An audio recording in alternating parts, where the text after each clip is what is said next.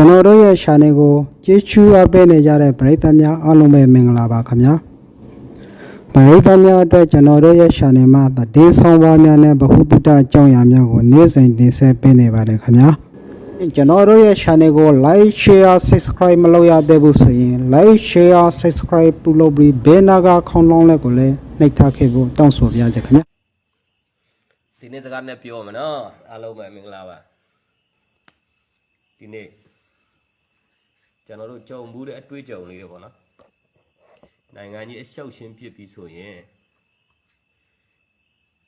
နိုင်ငံကိုချစ်တဲ့ပုံစံမျိုးနဲ့လိုင်းပေါ်မှာအမျိုးမျိုးလော်ကြရောလော်ကြတယ်အဲ့ဒီလိုင်းပေါ်မှာလော်တဲ့လူတွေကအဲ့ဒီကျွန်တော်တို့နိုင်ငံမှာ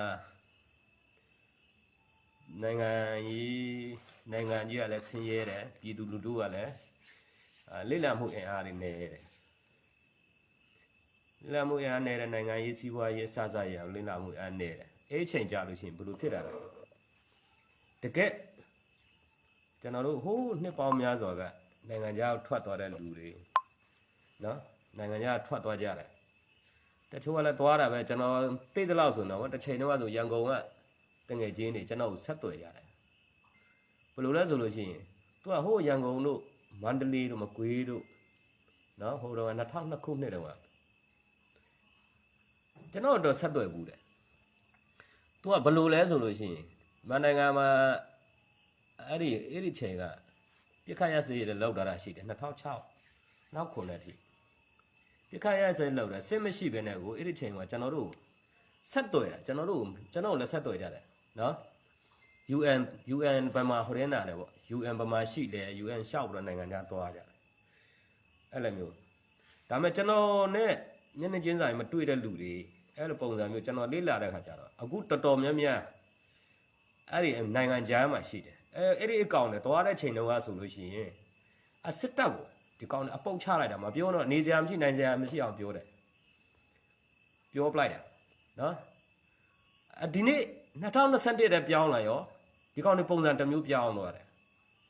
ဘာလို့ဒီကောင်တွေသွားတဲ့ကဒီကောင်ကခွေးတို့ဘဝဝင်လာဒုက္ခတဲ့စခန်းခွေးတို့ဘဝဝင်ပြီးတော့ဒုက္ခတဲ့အဖြစ်နဲ့ခါတဲ့နိုင်ငံမှာဖြည့်ကြတယ်စရင်စရာတွေဖြည့်ပြီးတော့ဒီနေ့စီးပွားဥစ္စာလည်းတောက်တင်းလာတယ်နိုင်ငံရေးလည်းအရှုပ်ရှင်းဖြစ်လာတော့ဒီကောင်တွေပြန်ဝင်လာစစ်တပ်ကောင်းကြောင်းပြန်လို့တယ်တချို့လည်းနိုင်ငံသားတွေခံယူလာတယ်ရှိတယ်ဟိုမှာစီးပွားရေးတောက်တင်းလာဒါပေမဲ့အခြေချဖို့ကသူတို့ရရတဲ့ငွေစုဆောင်းတဲ့အချိန်နဲ့ဟိုမှာစီးပွားဥစ္စာကြီးတိုးချဲ့ဖို့ကသူတို့မှအလုံးမဖြစ်ဘူးသူကမြန်မာနိုင်ငံရဲ့ငွေတန်ဖိုးတွေမြေတန်ဖိုးတွေစီးပွားဥစ္စာထားမဲ့ဟာတွေကဒီကျွန်တော်နိုင်ငံမှာအခွင့်ကောင်းပြန်ရလာအဲကြတော့သူတို့ခွင့်ကောင်းရတဲ့အချိန်မှာသူတို့ကတစ်ချိန်ကတော့သူတို့ဟိုဘက်တစ်ဖက်လော်တယ်နောက်ပိတ်ဆောင်အချင်းမပြေဘူးစင်ပြေတော့အခု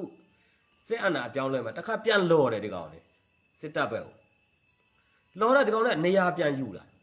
အဲ့မှာအခွင့်အရေးအတွက်သူ့ရဲ့ပုံကိုရေးရအခွင့်အရေးအတွက်လော်နေတာဘာရမဟုတ်ဘူးနော်ဘာရမဟုတ်ဘူးဒီကောင်လေးပုံကိုရေးရအခွင့်အရေးအတွက်ဒီကောင်လေးထပ်လော်တယ်နော်ကျွန်တော်တို့ကနိုင်ငံကိုတည်တည်ငြိမ်ငြိမ်ပဲဖြစ်စေချင်တာနော်နိုင်ငံတည်တည်ငြိမ်ငြိမ်ပဲဖြစ်စေချင်တာငြိမ်းချမ်းစေချင်ဟိုအကြောင်းပြောဒီအကြောင်းပြောပြတော့တာမျိုးတမိုင်းဆိုတဲ့အရာကိုဒါတွေရှိခဲ့တယ်ဒါတွေရှိတယ်ဆိုကန္တာအများကြီးရှိတယ်တမိုင်းအကြောင်းပြခြင်းနဲ့ထားလော်တယ်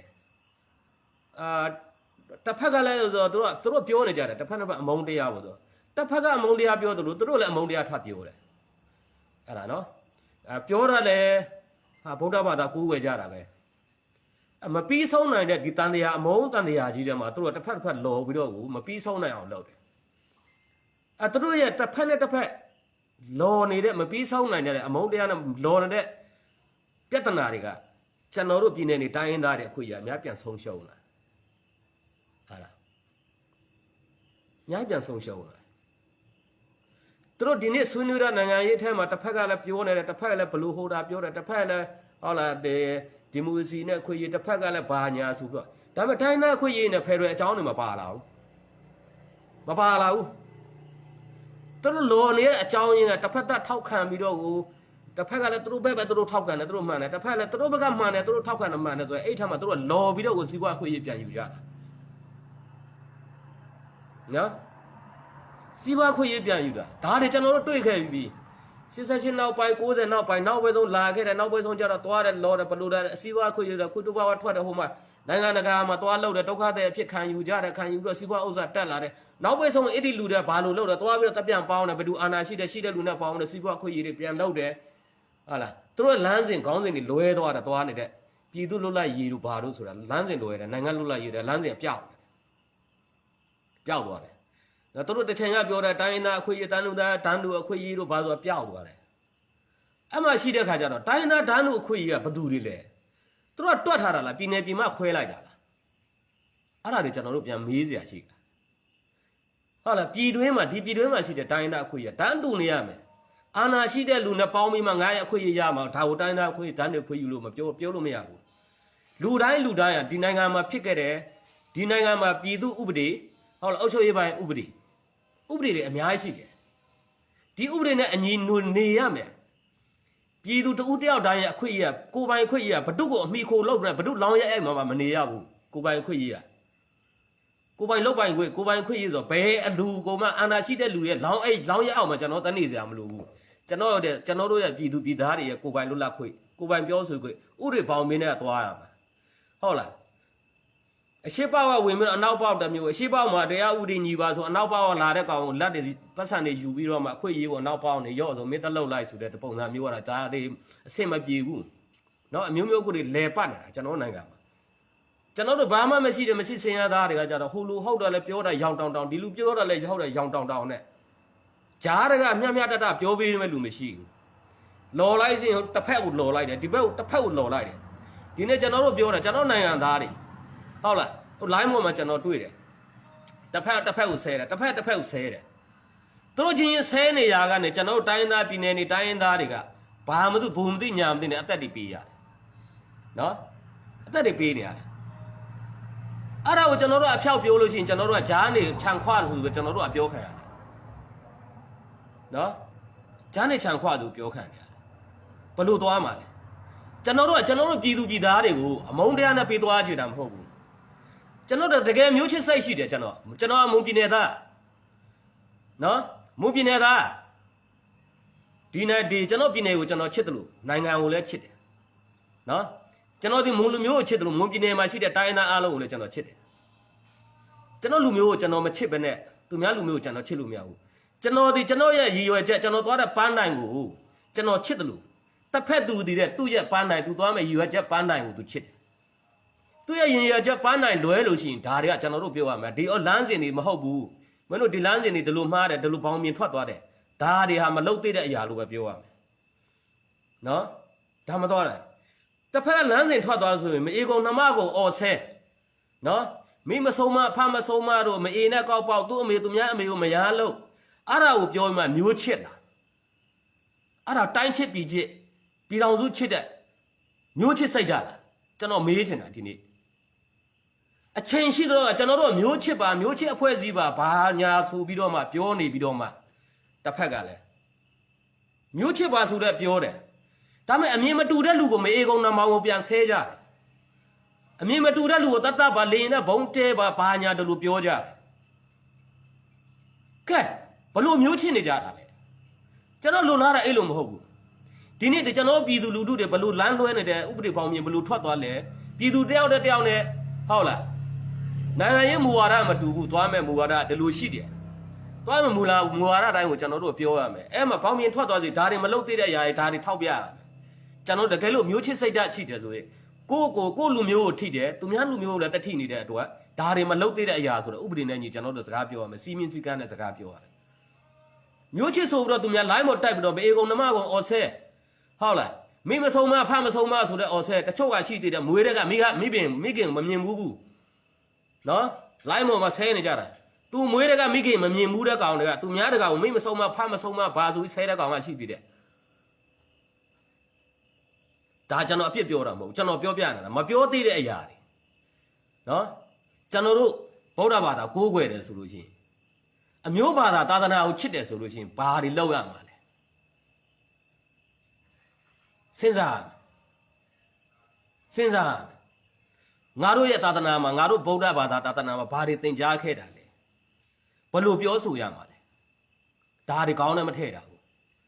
ภาษาကတော့အမျိုးဘာသာသာသနာကိုးကွယ်တယ်ပြောပြီးဟိုလူတတ်ခိုင်းဒီလူတတ်ခိုင်းတယ်တစ်ဖက်ကလည်းဘာပြောပြန်လဲဟာကျွန်တော်တို့ကပြည်ထောင်စုအတွက်အလုပ်လုပ်ပါဆိုပြည်ထောင်စုအတွက်လုပ်လို့ဆိုဘာမဟုတ်တဲ့ပြည်သူလူထုကိုဘာမှမသိတဲ့ပြည်သူလူထုကိုတစ်ဖက်ကဒီလိုပြောတိုင်းမူဝါဒလေးသူကသိတာနဲ့သူ့ရဲ့စားဝတ်နေရေးချောင်းလဲဖို့အတွက်အလုပ်လုပ်နေတဲ့သွားတဲ့ပြည်သူလူထုကိုတခါတတ်တယ်ဖြတ်တယ်ဒီလိုမျိုးတွေလမ်းစဉ်တွေလိုရဲနေတယ်ဟုတ်လားလမ်းစဉ်လိုရဲတယ်နော်အားလုံးကလမ်းစဉ်လဲတယ်ကျွန်တော်တို့နိုင်ငံသူနိုင်ငံသားတွေနော်နိုင်ငံသူနိုင်ငံသားတွေ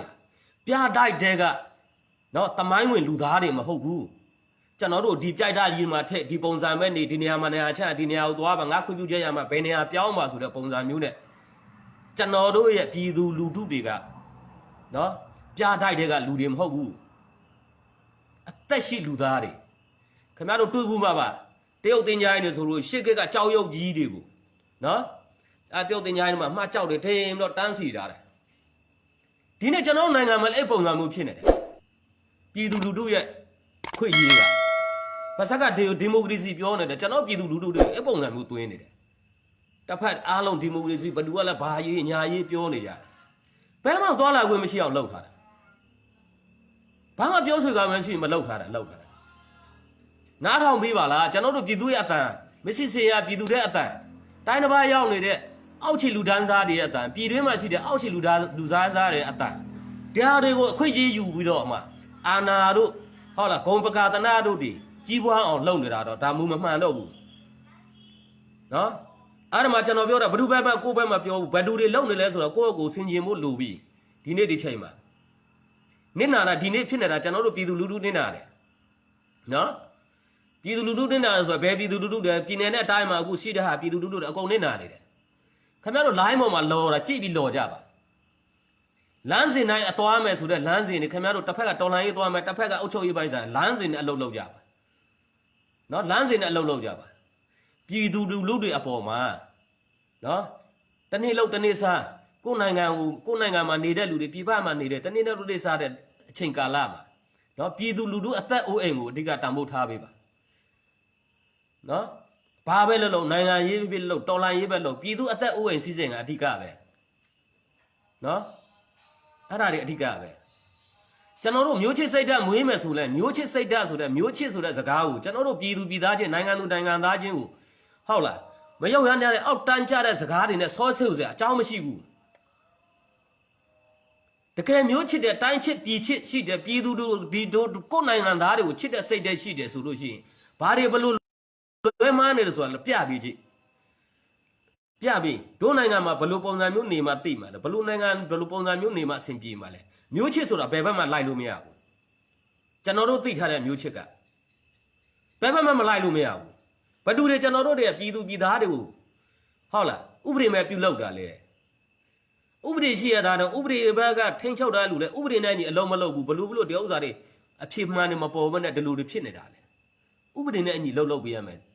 နော်မျိုးချစ်စိတ်ဓာတ်ဆိုတာမျိုးချစ်ဆိုတဲ့ဟာကကျုပ်တို့ပြည်သူပြည်သားတွေရဲ့အသက်အိုးအိမ်စီးစိမ်အတွက်ဟုတ်လားအဲ့ဒီမှာတော့မှကျုပ်တို့ပြည်သူပြည်သားတွေဟုတ်လားအမျိုးဘာသာတာသနာရေးမှာကျုပ်တို့ပြည်သူပြည်သားတွေအဓိကဖြစ်နေတယ်အဲ့ဒီလူတွေရဲ့အသက်အိုးအိမ်စီးစိမ်ကာဝယ်ဖို့တဲ့ဥပဒေနဲ့အညီပွင့်မြင်တွေ့လင်းမြင်သာအလုပ်ပေးဖို့နော်ပြောရမယ်ဒီနေ့ဒါဒီလူတယောက်ဒီနေ့အသက်ခံရတယ်ဘာအတွက်ကြောက်လဲဒီနေရာမှာရှိတဲ့ကာဝယ်ရေးကဏ္ဍတွေဘယ်နေရာတွေဘယ်သူတွေတာဝန်ယူထားတာလဲတာဝန်ယူတွေမှာဒါတွေအမှုတွေမပေါ်ဘူးကျွန်တော်တို့မီဒီယာမှာလည်းမချပြဘူးပြည်သူတွေကျွန်တော်ပြည်သူလူထုကဒီတိုင်းသိပေးရမှာလားဆိုတဲ့စကားကိုပြောရမှာမျိုးချစ်ဆိုတာအာနာရှိတဲ့ကောင်ဘက်ကိုလိုက်ပြီးတော့ချစ်စရာအကြောင်းမရှိဘူးနော်အာနာရှိတဲ့ဘက်ကိုလိုက်ပြီးတော့ချစ်စရာအကြောင်းမရှိဘူးအမှန်တရားဘက်ကိုနေပေးရတယ်ဘယ်သူမှားနေတယ်ဘယ်သူတွေလုံနေတယ်ဒါတွေမလုံသေးတဲ့အရာကိုပြောပြရမယ်တစ်ဖက်လည်းဒါတွေလုံတယ်ဒါတွေမလုံသေးတဲ့အရာကိုပြောရမယ်နော်အဲ့ဒါတွေပြောရမယ်မျိုးချစ်ကျွန်တော်တို့လမ်းစဉ်တွေလွဲနေတာအများကြီးရှိတယ်ဒီနေ့နိုင်ငံရေးမှာတစ်ဖက်နဲ့တစ်ဖက်နော်အများကြီးလွဲနေတာရှိတယ်တော်လှန်ရေးလမ်းစဉ်တွေနိုင်ငံရေးလမ်းစဉ်တွေလွဲနေတာအခုဖြစ်တယ်မှာအများကြီးရှိတယ်တချို့လူတွေကပြောသေးတယ်နော်ကျွန်တော်ကတော့နိုင်ငံအတွင်းမှာလူငယ်အသင်းအဖွဲ့တွေနိုင်ငံအနာဂတ်လူငယ်တွေနောက်လာမဲ့အနာဂတ်အခုအနာဂတ်ပြည့်စုံပါလူငယ်နောက်လာမဲ့အနာဂတ်လူငယ်တွေအများကြီးရှိတယ်အနာဂတ်ကိုသွားမဲ့လူငယ်တွေ အတိုက်ကပြီးခဲ့တဲ့လူငယ်တွေကဒီနေ့လူကြီးဖြစ်ခဲ့တယ်ဟုတ်လားဒီပြစ္ဆုတ်ပံကလူငယ်တွေအနာဂတ်ကိုနောက်လာမဲ့ဟုတ်လားလူငယ်တွေအတွက်အနာဂတ်ကိုအနာဂတ်လာမဲ့လူငယ်တွေအတွက်ဘာလို့တွေပြင်ဆင်မယ်တော်လိုင်းရေးလမ်းစဉ်သွားတယ်ဒါကိုပြောရမှာကကျွန်တော်တို့ကသဘောထားညင်ညင်ဒါတွေကဒီလိုတော်လိုင်းလမ်းစဉ်နဲ့ဒါတွေမှားတယ်ဒါတွေမလုပ်သိဘူးဆိုတာနာဝင်အောင်ပြောရနော်ခင်ဗျားတို့လက်ထက်တုန်းကတော်လိုင်းရေးတွေလုပ်တယ်ခင်ဗျားလက်ထက်တော့လည်းတော်လိုင်းရေးတွေလုပ်ခဲ့တာပဲဒီ2021မှာလည်းလူငယ်တွေတော်လိုင်းရေးထားလုပ်တာပဲခင်ဗျားတို့ကြမှာနိုင်ငံရေးလုပ်တယ်မနစ်နာဘူးဒီထိန်ကနစ်နာတဲ့အချက်ကိုဒါတွေမလုပ်သေးတဲ့အချက်ကိုခင်ဗျားတို့ပြောရမယ်နော်မနစ်နာဒါတွေနစ်နာနေတဲ့ဒါတွေမလုပ်သေးဘူးဒါတွေလုပ်တဲ့မှာဆိုတော့ဒါပဲပြောရမယ်နော်တကယ်တော်လိုင်းရေးစိတ်ဓာတ်ရှိတဲ့လူဘာလို့ကျွန်တော်တို့မမှန်ရင်တော်လှန်ရမယ့်စိတ်ဓာတ်တော်လှန်ရေးသမားတွေသွားတဲ့လမ်းကြောင်းဒါတွေမှားတယ်ဆိုတော့ဒါတွေထောက်ပြရမယ်အုတ်ချုပ်သူအစိုးရမှားနေဆိုတော့ဒီအချက်ကိုပြောရမယ်ခင်ဗျားတို့ကြတော့တော်လှန်ရေးလုပ်ပြီးမှနောင်လာမဲ့လူငယ်တွေကြတော့တော်လှန်ရေးမလုပ်ရဘူးမင်းတို့တော်လှန်ရေးလုပ်တာနိုင်ငံနစ်နာပဲဆိုခင်ဗျားတို့တော့ဘာလို့လုပ်လာလဲကျွန်တော်အဲ့ဒီမေးခွန်းတွေမေးချင်တယ်ခင်ဗျားတို့တုန်းကတော့ဘာလို့လုပ်လာလဲနော်ညာကြီးရှိတယ်ကျွန်တော်88မှာ3ဖွဲ့ကွဲသွားတယ်အခု88 3ဖွဲ့ခွဲရတယ်နော်တစ်ဖက်စီကတ်သွားတယ်ဂျားကအဖွဲတွေကိုစားကျွန်တော်ကပြောမှာဂျားကအဖွဲတော့တော်လှန်ရေးလောက်တာဘယ်သူမှဘာမှမပြောဘူးလောက်တာလမ်းစဉ်မှန်ဖို့ပဲအရေးကြီးတယ်တစ်ဖက်ကတ်သွားတဲ့လူကမင်းတို့တော်လှန်ရေးလောက်တာနစ်နာဆိုပြီးတော့ပြောတယ်တိုင်းပြည်နစ်နာတယ်ခိုင်များတို့တုန်းကတော့တော်လှန်ရေးလောက်လို့ရတယ်ဒီနောက်ထပ်တက်တဲ့လူငယ်တွေကြတော့တော်လှန်ရေးမလုပ်ရအောင်ဆိုခိုင်များတို့တော်တားတယ်ခိုင်များတို့လည်းအာနာယူတဲ့ထဲမှာပါတယ်ခိုင်များတို့လည်းအာနာယူတဲ့ထဲမှာပါတယ်နော်အာနာယူတဲ့ထဲမှာပါတယ်တော်လန်ရေးကလက်နဲ့ကင်ပြီးတော်လန်ရေးလဲစပွဲပေါ်တော်လန်ရေးမျိုးစုံရှိတယ်ဒါမဲ့သွားလို့မရတဲ့အချိန်မှာဘလို့ပုံစံမျိုးတော်လန်ရေးကပြောင်းသွားတယ်စပွဲပေါ်မှာတိုက်လို့မရတဲ့အချိန်မှာလက်နဲ့ကင်ပြီးတော်လန်ရေးထားဖြစ်တယ်ခင်ဗျားတို့လည်းတစ်ချိန်လုံးကလက်နဲ့ကင်နဲ့လမ်းစဉ်နဲ့သွားပြီးတော့မှနောက်ပြီးတော့ငိမ့်ငိမ့်ရေးတွေယူတယ်ဘာတွေယူတယ်ဆိုတော့ခင်ဗျားတို့ဟုတ်လားစပွဲပေါ်ရောက်သွားတာတော်လန်ရေးတစ်ခုဖြစ်ခဲ့တယ်ဒီအချိန်မှာလူငယ်တွေတော်လန်ရေးထားလောက်တော့ခင်ဗျားတို့အဖြစ်ပြောတယ်တရားလားခင်ဗျားတို့လည်းအာနာယူပဲကျောင်းကဘာမှမပြောဘူးလောက်ပါလမ်းမှန်မို့လိုတယ်ဘယ်သူပဲဖြစ်ဖြစ်လောက်ဖို့လိုတယ်အုပ်ချုပ်သူအဖွဲ့အစည်းတဲ့လမ်းမှန်မို့လိုတယ်လို့တော်လှန်ရေးအဖွဲ့အစည်းတဲ့လမ်းမှန်မို့လိုရမယ်လွဲမှန်းတော့ကျွန်တော်ကပြောမှာပဲကျွန်တော်သိတာအသက်လူပြည်သူအသက်အိုးအိမ်စည်းစိမ်လော်ဒန်လေးအဖွဲ့အစည်းတွေလည်းပြည်သူအသက်အိုးအိမ်စည်းစိမ်ကိုကာကွယ်ပေးရတယ်လို့အုပ်ချုပ်သူလူဒန်းစားတွေလည်းနိုင်ငံကိုအုပ်ချုပ်နေတဲ့လူအုပ်ချုပ်ရေးပိုင်းဆိုင်ရာလည်းပြည်သူအသက်အိုးအိမ်စည်းစိမ်ကိုကာကွယ်ပေးရအဲ့မှာပြညတာဘယ်သူကပြည်သူအသက်အိုးအိမ်စည်းစိမ်ကိုအဓိကကာကွယ်ပေးနိုင်လဲဥပဒေနဲ့အညီဥပဒေနဲ့ကြီးကာကွယ်မှာဘယ်သူကဒါဘယ်သူဥပဒေလမ်းကြောင်းတိုင်းသွားတယ်ဆိုဘယ်သူဘယ်ဖွဲ့အဲ့ဒီဖွဲ့ကိုမှထောက်ခံတာနော်တစ်ဖက်ကဒီလိုလုပ်လို့တစ်ဖက်ဒါဒါချင်းလှန်ချင်းသူတို့ဒါဒါချင်းလှန်ချင်းမှာအဲ့ဒီဒါဒါချင်းလှန်ချင်းကိစ္စကိုတတ်မဆုံဘူးဘာမှမသိတဲ့ပြည်သူလူထုကအေးကွာဆိုတော့तू ကတော့လောက်မှာပေါ့ဒီဘက်လောက်မှာအဲ့ကလူတွေအောက်ခြေကလူပြည်သူလူထုကိုတတ်နှိပ်ကိုလို့မရဘူးနော်တတ်နှိပ်ကိုလို့မရကျွန်တော်တော်လိုင်းလောက်ခဲ့တဲ့အချိန်မှာဟိုမှာ93 94အဲ့ဒီချိန်ကဆိုရင်ရွာလူကြီးကပြောတယ်မင်းတို့မလားနဲ့တနင်္သာရီတိုင်းမှာတနင်္သာရီစကားပြောမယ်နီငါလို့တွေမင်းတို့ရွာမွေနဲ့နီငါလို့မင်းတို့ရွာဝေဟိုကဒီစစ်သားတွေလာပြီဆိုရွာမှာတော့ဒုက္ခပေးတယ်ဒီလိုမျိုးပြောတာကြည့်အောင်ဆိုတာအပြင်မနေဘာလို့လူချိန်လည်းပြောရွာမွေထောက်ခံတယ်ဒါမှရွာတဲ့မွေခိုင်းဘူးမင်းတို့ဘာလူချိန်လည်းပြောကြည့်ရသူကြည့်ရတာငါတို့ရွာတဲ့မဝင်လာနဲ့နော်အဲ့လိုမျိုးပြောတာရွာတဲ့ဝင်ဘူးရွာတဲ့ဝင်မင်းတို့ရွာတဲ့ဝင်တစ်ဖက်လာလို့စီတို့ရွာသားတွေနာမယ်ဒါပေမဲ့အဲ့တော့လာတော့ပြည်သူလွတ်လပ်ရေးအတွက်အလုပ်လုပ်တာဆိုတော့ပြည်သူနာမှာကြောက်လို့မဝင်ကြဘူးအဲ့လိုစီးလေးကန်းလေးရှိပါအဲ့ဒီပြည်သူတွေမှာကိုကြိုက်တဲ့လူရှိလို့မကြိုက်တဲ့လူရှိတယ်ဒါပေမဲ့ဘယ်သူမှပြဿနာမပေးခဲ့ဘူးကျွန်တော်တို့တွေဘယ်သူမှလည်းမတတ်ခဲ့ဘူးပြည်သူတို့မြည်သည်လက်နက်ကင်အဖွဲ့အစည်းတိုင်းကိုကြောက်နေရတာတွေ့လားအဲ့လက်နက်ကင်ဖွဲ့စည်းတိုင်းကိုကြောက်နေရတယ်အဲ့ဒီချိန်ကြလို့ရှိရင်ကိုယ့်ရသွားမဲ့လမ်းစဉ်မှန်ကန်မှုအရေးကြီးတယ်။ तू ကဟိုဘက်ကိုထောက်ခံနေပါစေ။ဒါပေမဲ့ကိုသွားရဲ့လမ်းစဉ်မှန်ကန်မှုအရေးကြီးတယ်။ကိုကဟိုကောင်နေထက်ကိုကဘလူလို့ပြီးတော့အသက်အိုးအိမ်ကိုစီးစိမ်ကိုကာဝယ်ပေးနိုင်မလဲ။ဟိုကောင်က तू ခိုင်းလို့ရမှ तू လူပြောတယ်လို့ကိုကကိုခိုင်းလို့မရတယ်ကိုပြည်သူပဲဆိုတာတတ်မှတ်ခေါင်းထဲမှာထည့်လိုက်ရမယ်။ငါဘက်မှာပါလဲဒီပြည်သူတွေငါလူပဲငါပြည်သူပဲဆိုခေါင်းမှာထည့်လိုက်ရမယ်။တော်ဟင်လိုင်းလမ်းစဉ်အုတ်ချွေးလမ်းစဉ်မှာ တဖက်ကသူခိုင်းလို့မရလို့သူကဒီကောင်လာကွာဆွတ်လောက်ကွာမြေစောင့်ကပုံမှန်ထောင်နဲ့ထဲတယ်ကွာဆိုအဲ့ဒါဥစ္စာတွေကအဲ့ဒါဆိုလို့ရှိရင်ဒါပြည်သူအသက်အဝင်စည်းစိမ်ကာဝယ်ရမကြတော့ဘူးကြီးနိုင်ငံချင်းဖြစ်လာပြီအဲ့ထဲမှာကိုကမပါဘူးအရေးကြီးတယ်ဒေါ်လာရေးပဲလို့လို့အုပ်ချုပ်ရေးအုပ်ချုပ်သူလူတန်းစားပဲဖြစ်ဖြစ်အဲ့ထဲမှာကိုဝင်မပါဘူးအရေးကြီးတယ်အဲ့ဒါထောက်ခံတဲ့ပြည်သူတွေလည်းဒါကိုသိရမယ်ထောက်ခံတဲ့ပြည်သူသူ့ဘက်ကိုဘက်ထောက်ခံတဲ့ပြည်သူလည်းဒါတွေကိုသိရမယ်အဲ့ဒီထိုင်မှာတစ်ဖက်လိုက်ဖို့မလိုဘူးနော်ဘယ်သူကဘယ်လိုလောက်တာလဲဟိုလူချစ်လို့ဒီလူချစ်တယ်ဆိုတော့နိုင်ငံကိုအုပ်ချုပ်ပုံအုပ်ချုပ်နေမှာချစ်ရင်မုန်းရင်နဲ့သွားလို့မရဘူးဒီလူချစ်လို့ဒီလူထောက်ခံတယ်ဟိုလူမုန်းလို့ဒီလူမထောက်ခံတယ်ဆိုတာမဟုတ်ဘူးသွားနေတဲ့လမ်းစဉ်ပေါ်ကြည့်ပြီးတော့ဒါတွေထောက်ခံသေးတယ်ဒါတွေမထောက်ခံသေးဘူးအဲ့ဒါကိုဝေပိုင်ပန်းဖြတ်နော်ချစ်ချင်းမုန်းချင်းနဲ့ကျွန်တော်သွားလို့မရဘူးသိလားချစ်ချင်းမုန်းချင်းနဲ့သွားလို့မရဘူးအဲ့ဒါတွေကိုကျွန်တော်လမ်းမလဲဘူးဆိုလို့ရှိရင်ဘလို့မှအရှိကိုသွားလို့မရဘူးဒီနေ့ဖြစ်နေတာကျွန်တော်တို့ပြည်သူအသက်ဥအိမ်လုံခြုံမှုကမရှိဘူးအဲ့ဒါကိုကျွန်တော်တို့သတိထားရမယ်အားလုံးကသူ့ဘက်ကိုယ်ဘက်ထောက်ခံတဲ့လူတွေကသတိထားရမယ်ဘယ်အချက်တွေလွဲမှားနေတယ်ဘယ်အချက်တွေမှားနေတယ်တို့ရဲ့တော်လိုင်းရဲ့အကောင်မျိုးကဘလို့ဖြစ်မှာတို့ရဲ့အုပ်ချုပ်ရေးကဏ္ဍကဘလို့လုံးမအောင်မြင်မဲဆိုတဲ့အတွေးခေါ်ထည့်ရမယ်ဒီနေ့တနေ့လောက်တနေ့စားကျွန်တော်ပြည်သူလူထုတွေအသက်ပေးနေရတယ်တည်နေရတယ်နောက်တစ်ခုပြောမယ်ကျွန်တော်နိုင်ငံမှာကြီးဝတွေမှာဘယ်အစိုးရပဲတက်လာဘယ်အုပ်ချုပ်ရေးဘက်တက်စစ်အုပ်ချုပ်ရေးဘက်တက်ပြည်သူအုပ်ချုပ်ရေးဘက်တက်ပြည်သူတွေကကိုကြီးဝသားတွေပဲအုပ်ချုပ်ရေးကဏ္ဍမှာပြန်ခိုင်းတာအဲ့ဒီတစ်ဖက်ကလမ်းစဉ်နဲ့သူလာတော့လွဲမှားနေလို့ရှိလို့ချင်းကိုကပြောရမယ်ဟုတ်လားကြီးဝဥက္ကဋ္ဌနဲ့ကြီးဝအုပ်ချုပ်ရေးမှုနဲ့ကြီးဝသူတွေသားနဲ့အများအားဆွေးနွေးမှုရှိရမယ်ပုကမှုရှိရမယ်ဆွေးနွေးရမယ်ဒါတွေဒီလိုရှိတယ်ဒါလိုရှိတယ်လွဲမှားလို့ရှိရင်ဒါတွေတော့လက်မခံနိုင်ဘူးဒါတွေပြုတ်ပြင်ပေးပါဆိုတော့ဟိုအထက်ကအုပ်ချုပ်ရေးကိုပြင်မနိုင်တော့မှအောက်ကအုပ်ချုပ်ရေးပိုင်းဆိုင်ရာကြေးရွာအုပ်ချုပ်ရေးပိုင်းဆိုင်ရာကိုပြည်သူလူထုနဲ့ကိုအုပ်ချုပ်ရေးပိုင်းကိုအုပ်ချုပ်ရေးမှုနဲ့ကိုပြင်လို့ရတယ်စီးနဲ့ကားနဲ့နေလို့ရတယ်ဒီနေ့ဖြစ်နေတာဟိုလူကြီးတွေမဖြစ်ဘူးကြေးရွာမှာအုပ်ချုပ်ရေးဖွဲ့စည်းတွေဆယ်မှုရိုင်မှုတွေတော့သေကြတာဘဒုလက်ချက်ကြောင့်သေနေလဲဆိုတာမသိဘူးဖြစ်နေတာဘဒုလက်ချက်ကြောင့်သေသွားတယ်ဆိုတာဒီနေ့အထိမပေါ်ဘူးမဖြေရှင်းနိုင်ဘူးပွင့်လင်းမြင်သာစွာဘယ်သူမှမချပြဘူးတယောက်ကိုတယောက်ဒီလိုပြောဟိုလူကပြောဒီလူကပြောနဲ့ရောင်တောင်နဲ့ကျွန်တော်တို့ပြည်သူလူထုကဘာမှမသိဘူးလားအောက်ကုသို့တိုးနေတယ်ဒီကြားထဲမှာလူတယောက်သေးတယ်ဗုဒ္ဓဘာသာကိုးကွယ်ပါတယ်ဆိုတော့ကျွန်တော်မြန်မာနိုင်ငံကြီးဟုတ်လားဗုဒ္ဓဘာသာ80ရာခိုင်နှုန်းကျော်ကိုးကွယ်တဲ့နိုင်ငံကြီးကလူသေးတာကိုလက်ခုပ်တီးပြောတယ်သူများအသက်ခံတာကိုလက်ခုပ်တီးပြီးပြောနေကြတယ်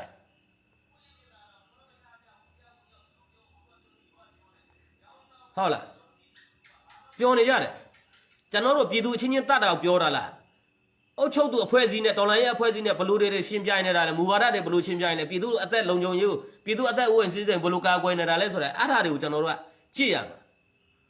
အဲ့ဒါကြည့်မှာကျွန်တော်ပြည်သူကဒါတွေဖော်ပေးရမှာဘလူကခိုင်းရဘလူအုပ်ချုပ်ရေးတန်းတာဝန်ယူထားလဲဘလူကဘလူလောက်တာလဲဒီဥစ္စာတွေဘလူဖြည့်ရှင်းမှာလဲဒီနေ့နိုင်ငံကြီးကတနေ့တည်းပြုရတာမဟုတ်ဘူးနော်စင်ပေါ်မှာလက်ဖက်ထိုးတဲ့လက်ဖက်သမားတော်မှ9ကြီးထိုးရတယ်9ကြီးတို့3ကြီးတို့ထိုးရတယ်နိုင်ငံကြီးတစ်ခုလုံးကိုပြုတ်ပြင်လာဖို့ဆိုတော့မူဝါဒတွေလွဲမှားဖို့ဆိုတော့တိုက်ပွဲတနေ့တည်းပြီးလာတဲ့ကိစ္စမဟုတ်ဘူးဟုတ်လားအဲ့ဒီကိစ္စကိုအများဘယ်လိုဖြည့်ရှင်းမလို့မှဘယ်လိုတွေကင်တွယ်ရမယ်နိုင်ငံသူနိုင်ငံသားတွေအသက်အိုးအိမ်စီးစိမ်ကိုဘယ်လိုကာကွယ်ရမလဲဆိုတော့ခေါင်းနဲ့ထည့်ပေးရအောင်မယ်စိတ်ရောကိုယ်ပါနဲ့ဒီဥစ္စာကိုလုံးမဲ့လူကနည်းနေတယ်အဲ့ဒါကိုကျွန်တော်ပြည်သူလူထုတွေသိထားဖို့လိုတယ်ဒီနေ့ကျွန်တော်လာပြောတာနော်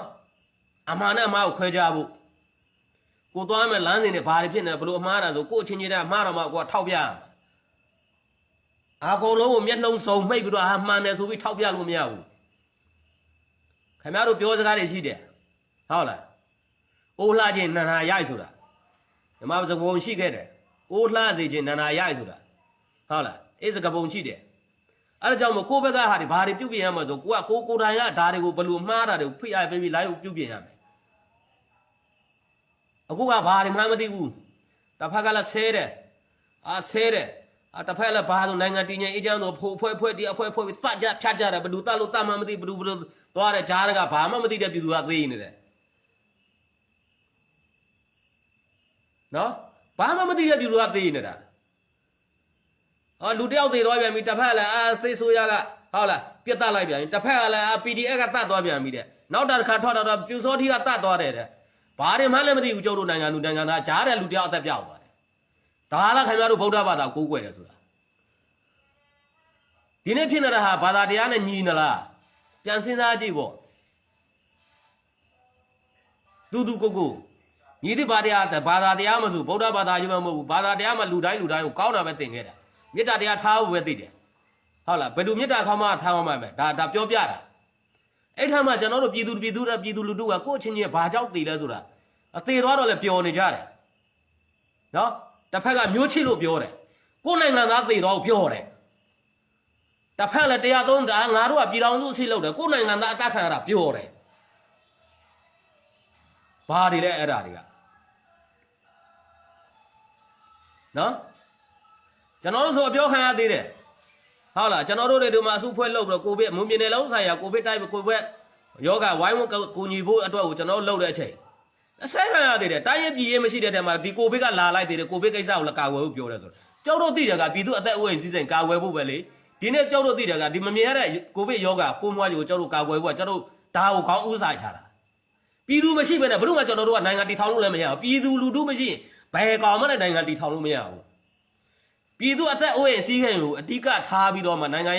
ငံရေးလောကမှာဥဆောင်ကြတာအဲ့ဒါတွေကမှခင်ဗျားတို့ခေါင်းနဲ့မထဲတော့ဆိုဘယ်လိုလုပ်တော့ခင်ဗျားတို့ကနိုင်ငံအုပ်ချုပ်မှာလဲနော်နိုင်ငံရေးကမကောင်းတာနဲ့မင်းတို့ကခိုပစ်တွေဘာတွေတဲ့ဘာညာဆိုကြောက်တော့ပြည်သူလူထုအတွက်လောက်တာလေပြည်သူအသက်အိုးအိမ်စီးစိမ်တော့ကြောက်နေတဲ့နေရာကနေကြောက်နေတဲ့ပြည်နယ်ကနေကြောက်တို့ကကိုစားပြုတော့အတင်းအဖွဲ့တွေစုဖွဲ့ပြီးတော့ကြောက်တို့ကဟုတ်လားလှူဒန်းငွေတွေစုတယ်ကောက်ခံတယ်ကြောက်တို့လှူပေးတာလေအဲ့ဒါကြောက်တို့အဖြစ်လား